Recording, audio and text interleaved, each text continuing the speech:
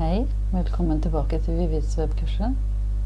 I dag skal jeg vise deg hvordan du kan tegne egne figurer i denne verktøykassa som ligger her oppe. Du ser alt det som er innen dette hvite feltet her. Det er vanlige grunnfigurer. I neste verktøykasse her har du frihåndsfigurer. Og så har du litt annet nedover her. Men de som jeg skal vise deg i dag, det er bare de 4 som ligger her oppe. For de er det som er grunnfigurene, som du kan bruke til faktisk ganske mye. Og det første er å tegne en linje. Nå tenker du kanskje at dette her er jo kanskje ikke så mye man kan bruke til noen ting, men det kan man faktisk. Det kommer til å se senere også, i senere videoer, hvor mye du kan bruke disse til når du skal tegne noe eget. Og den første nå er tegne en linje. Da kan du enten bare klikke, slippe musknappen, og så drar du bare musen bortover. Og så klikker du igjen når du er fornøyd. Så du har bare en startpunkt og et sluttpunkt. Eller så klikker du og så holder du nede knappen helt til du har kommet dit du vil med den. Og så slipper du knappen, og så slutter linjen. Vil du være sikker på å få en helt rett linje, så trykker du ned Shift på tangentbordet. Den ligger nesten lengst ned med sånn opp-pil på. Så holder du nede den, så gjør du samme igjen.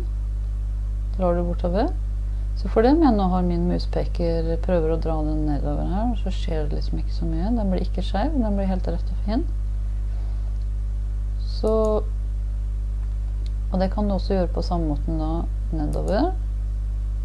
Rett og fin linje nedover, og så for det med å surre litt frem og tilbake med muspekeren nå, så blir linjen likevel helt rett, så lenge du holder den skift. Og så har du også en på 45 grader.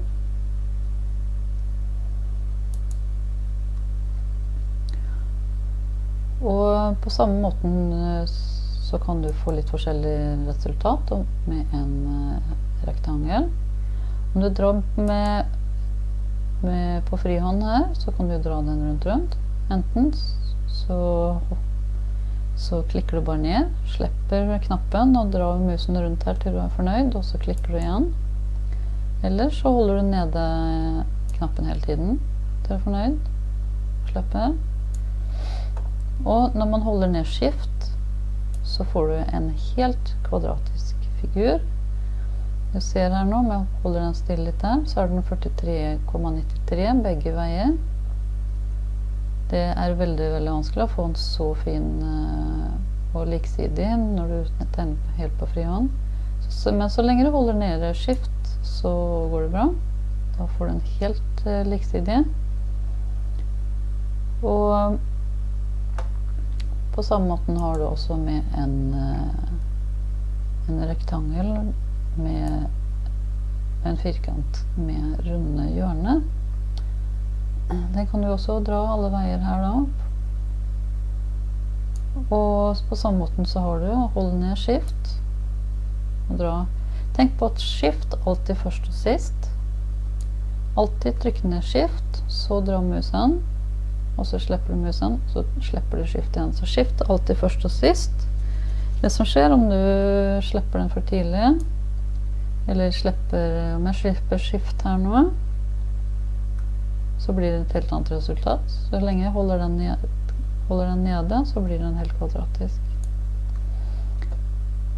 Og på denne her fikk jeg 2 små røde greier nå, små punkter. Og den her er jo litt spesiell, for det om du tar tak i den røde her og drar, så ser du at hjørnene forandres.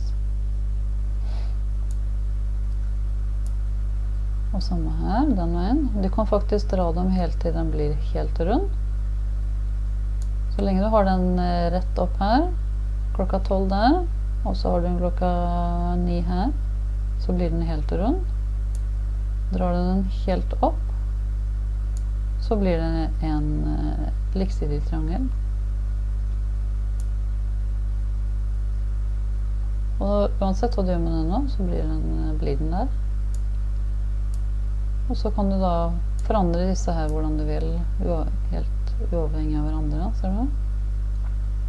Og få akkurat den rundingsgraden du vil her. Og den siste her er da en sirkel. Og det er samme her. Du kan dra den alle veier og få en oval. Eller så kan du holde ned skift, og så får du den helt rund. Og om man for eksempel tegner litt flere sånne her, så kan man jo få en liten bamse for eksempel.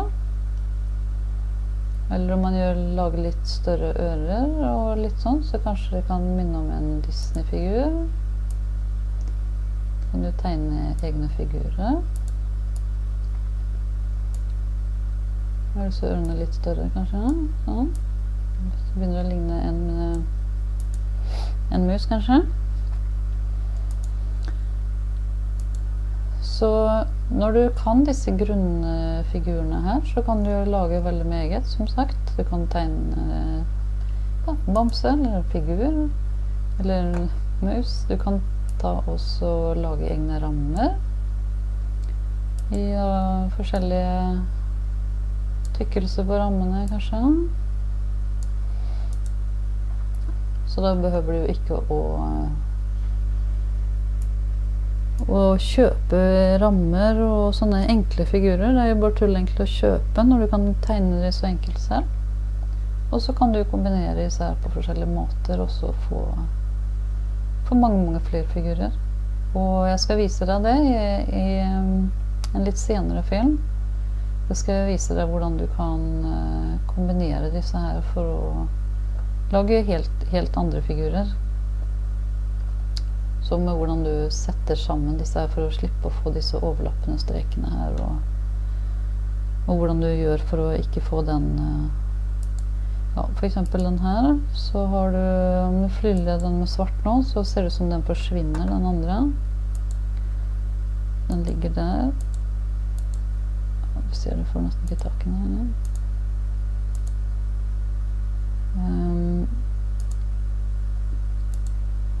Og fylle den her med rødt, og så fylle den med svart. Så gikk det bra, men nå er de egentlig bare på hverandre.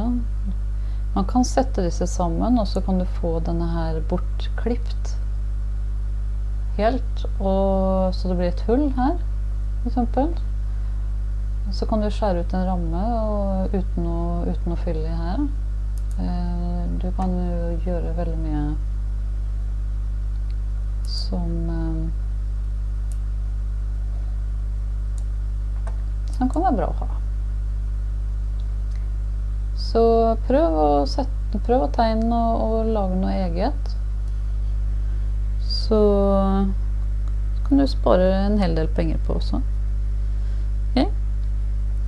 Ha det greit.